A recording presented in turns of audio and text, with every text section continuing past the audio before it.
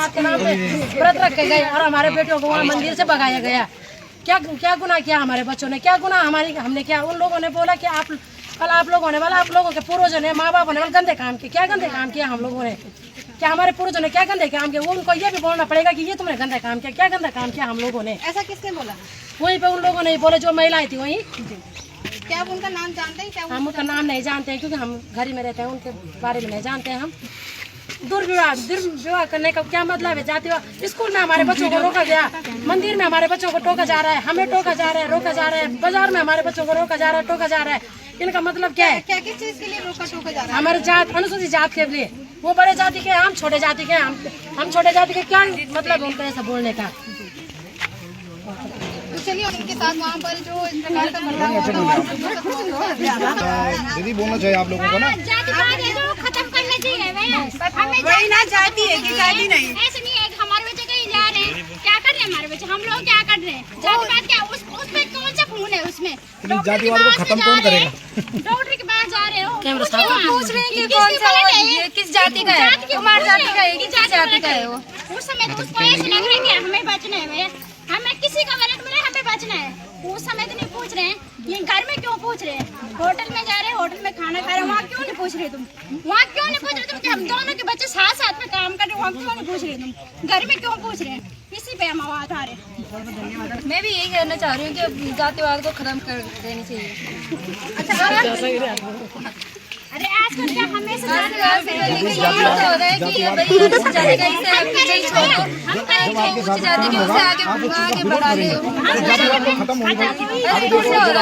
समाज में एक समानता ही है। वो पहले का जमाना के जिसमें क्या जाता था, उस चीज की जाति लेकिन दबना नहीं है। अब आपके साथ भीम आर्मी जेबी संगठन है, दीदी आपको घबराना नहीं है, और आपके भाई आपके साथ खड़े हैं। हम हवाबाजी नहीं करते हैं, हमें कोई रील बनाने का शौक नहीं है। हम अपने समाज के साथ धरातल पर हैं और टिके रहेंगे, डटे रहेंगे, चट्टान की तरह खड़े रहेंगे। हम लोग तो सारे यही हैं, माफी किससे मांग रहे हैं? हमारा साइन नहीं है, हमारा कुछ नहीं है, हम नहीं है उनकी बातों से सहमत। हमारे लोग कल के दिन हमारे बेटियों के साथ कुछ गलत कर देंगे ये लोग, ऐसे तो दबाएंगे हमें। वो कहता लाल मर गया तो मर गया, हो गया क्या बात? वो नीच जात का है ना, वो मर गया। स्वर्ण जाति की बेटी थी, वो तो ईमानदार निकल गई।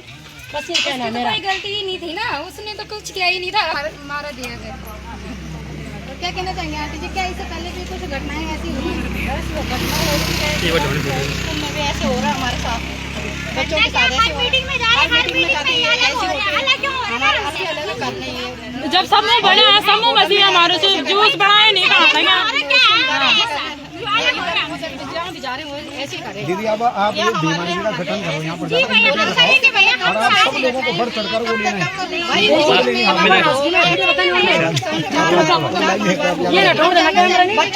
चल रहा उसमें कट जाएगा, पर आप लोग एक संगठन गठन करो बाबा साहब अम्बेडकर जी के नाम से भी। यहाँ जैसे गाँव घोषित है, तो आप जाति वाले हमारे करेगा या खुद करेंगे आप अपना फैसला? अपनी आवाज खुद उठानी देगी, घबराना नहीं है।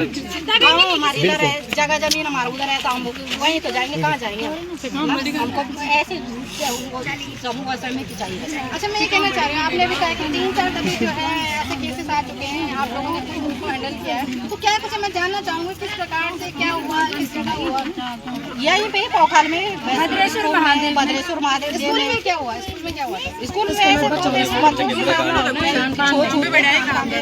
ऐसे छोचू तो होने नहीं चाहिए। हमको यही चाहिए,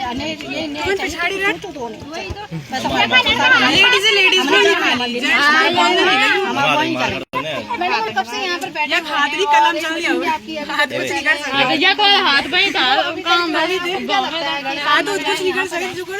समझौते का दबाव बनाया जाए? महिला कोई आई नहीं है, जितने महिलाएं आएंगी, सारे महिलाएं आएंगी, पर हम उनके समझौते नहीं करेंगे।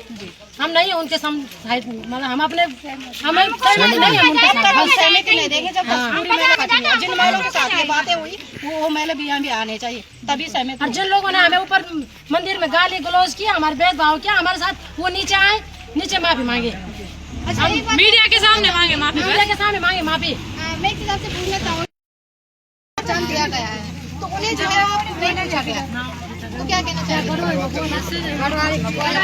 कि जो आप जमीन के मुद्दों पर बात करते हैं, धरातल पर जाकर बात करते हैं, आज देखो ये मातृशक्ति के अंदर एक आस्था का एक भावना थी उनके अंदर कि सुबह से लेकर उन लोगों भूखे प्यासे रहे, उन लोगों के मन में एक आस्था थी।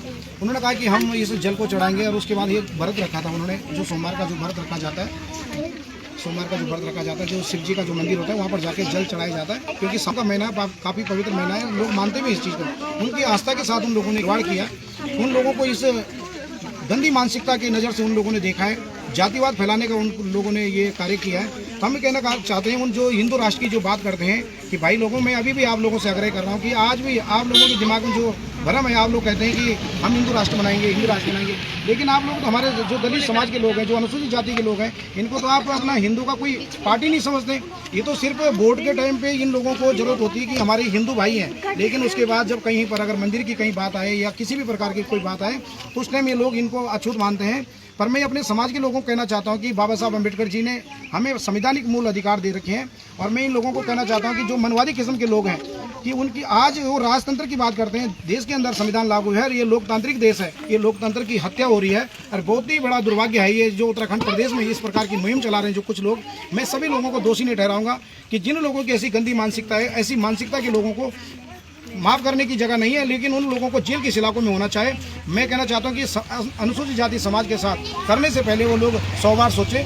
आज भी देखो समाज के साथ किस प्रकार की वो आ रही हैं, घटनाएं आ रही हैं, उनको देखने को मिल रही हैं। जो आज हमारे अनुसूचित जाति के समाज के बच्चे हैं वो स्कूलों में जाते हैं, लेकिन कोई मैडम भी कोई भी ऐसे फॉलो नहीं करती हैं, उन चीज़ों को उनका भी उल्लंघन किया जा रहा है, उनको अलग बिठाई दिया जाता है। आज भी बाबा साहब अम्बेडकर जी ने ये जात पात की लड़ाई पहले भी लड़ी थी और आज भी इस प्रकार से ये लोग भी उसी का शिकार हो रहे हैं, तो बहुत ही बड़ा दुर्भाग्य है। मैं ये कहना चाहता हूँ कि देश और दुनिया तक ये खबर जानी चाहिए, और हमारे जो उतने भी अनुसूचित जाति के लोग हैं मैं उनको आग्रह करूँगा, निवेदन करूँगा, भाई जब आप लोगों को उस मंदिर में पीटा जा रहा है तो आप उन चीज़ों को छोड़ो, भारत का संविधान पढ़ो जिससे आपको मूलभूत अधिकार मिलने हैं।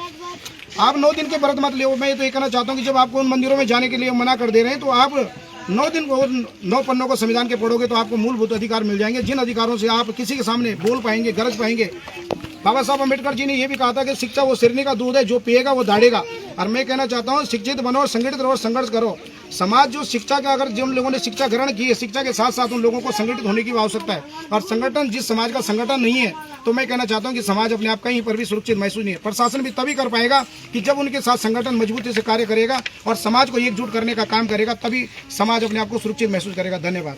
सर, आए दिन हम देख रहे हैं सोशल मीडिया पर भी कुछ लोग जो है इस प्रकार की टिप्पणियां कर रहे हैं कि जातिवाद तो है ही नहीं, जातिवाद तो खत्म हो चुका है। तो फिर आए दिन हम जो है लगातार देख रहे हैं कि जाति आधारित जो है भेदभाव, जैसे कि आपने अभी ये मामला देखा ही है, इसके अलावा भी जो केतन हत्याकांड है वो भी आप लोगों ने सुना है। तो आपको क्या लगता है कि जातिवाद खत्म हुआ है या जातिवाद बढ़ता जा रहा है? मैं कहना चाहता हूँ, आप लोग सभी भली भांति जानते हैं जातिवाद चरम सीमा पे है। आप देख रहे होंगे जो लोग अभी कह रहे हैं कि आरक्षण खत्म करो, अरे हम तो कह रहे हैं आरक्षण हमें चाहिए नहीं, लेकिन आप समानता तो लेके आओ। आज भी देश के अंदर आज आज़ादी के 70-75 वर्ष हो चुके हैं, लेकिन वो गंदी मानसिकता और वो गंदी बदबू दिमाग के अंदर उन लोगों की नहीं गई है। आज भी उस राजतंत्र का वो प्रयोग कर रहे हैं। लोकतांत्रिक देश में इस प्रकार की जो भावना उनके अंदर अभी भी वो जागी हुई है। तो मैं कहना चाहता हूँ कि ऐसे अपराधी किस्म के लोगों को लेके उन पे देशद्रोह का मुकदमा लगना चाहिए, तब जाके उन लोगों को मालूम होगा। ऐसी एक्ट के बजाय जो उन लोगों ने हमारे लोगों को डोम शब्द भी कहा और इस प्रकार की जातिवाद शब्द वो बोलकर उन लोगों को, जो हमारी बहन बेटी हैं, उनका मान सम्मान को जो ठेस पहुंचाई गई है, तो हम इसकी बहुत कड़े शब्दों में घोर निंदा करते हैं। ऐसे व्यक्तियों की, जिन व्यक्तियों ने इस प्रकार का ये माहौल बनाया है, यहाँ पर भाईचारा बनाने के बजाय भाईचारा खत्म करने का जो काम कर रहे हैं, ऐसे लोगों को जेल की सलाखों में होना चाहिए। हमारा कहना ये है। सर, एक